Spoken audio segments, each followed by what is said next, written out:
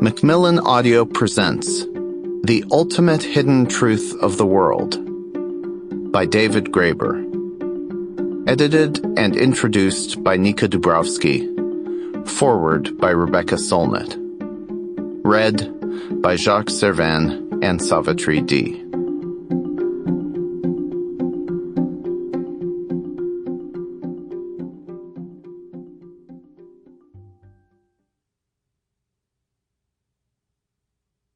Forward, with ferocious joy. Rebecca Solnit. David Graeber's disposition and propensities come through in print the way they did in person. That is, the prose here gallops and invites. He was a joyful, celebratory person, an enthusiast, voluble, on fire with the possibilities in the ideas and ideologies he wrestled with.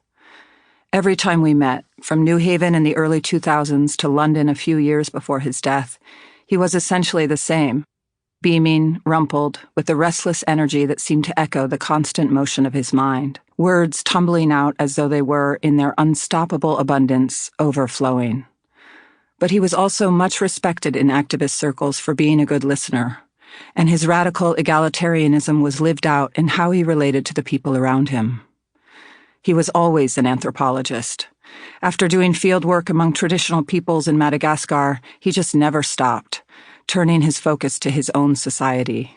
He found it both interesting and capable of being analyzed as arising from particular and often peculiar beliefs and customs.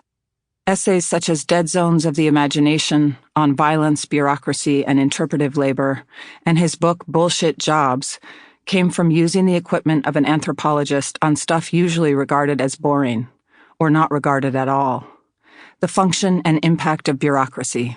His bestseller on debt reminded us that money and finance are among the social arrangements that could be rearranged for the better. He insisted again and again that industrialized Euro-American civilization was, like other societies past and present, just one way of doing things among the countless options. He returned again and again to moments when societies rejected agriculture or technology or social hierarchy, when social groups chose what has often been dismissed as primitive because it was more free. This work culminated in his 2021 book with David Wengrow, The Dawn of Everything, prefigured in the essay here titled There Never Was a West. And he rejected all the linear narratives that present contemporary human beings as declining from primordial innocence or ascending from primitive barbarism. He offered in place of a single narrative many versions and variations, a vision of societies as ongoing experiments, and human beings as endlessly, restlessly creative. That sheer variety was a source of hope for him, a basis for his recurrent insistence that it doesn't have to be this way.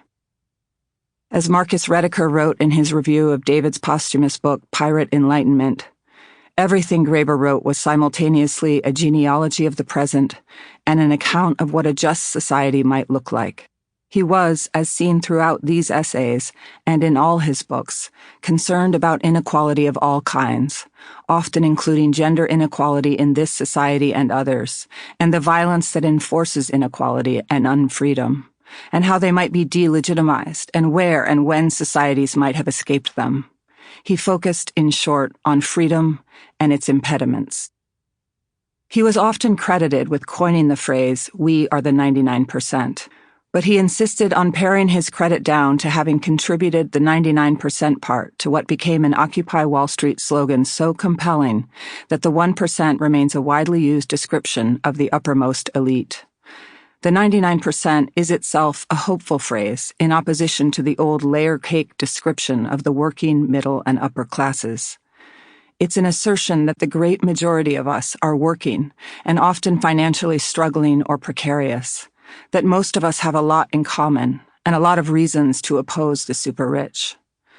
The essays gathered here are a reminder that David devoured literature far beyond the field of anthropology. In history, economics, archaeology, and political science, his writing is a synthesis of this material and current events, as digested by his own incendiary imagination. He loved ideas. He took joy in his work and in how that work could and did. Sample complete. Ready to continue?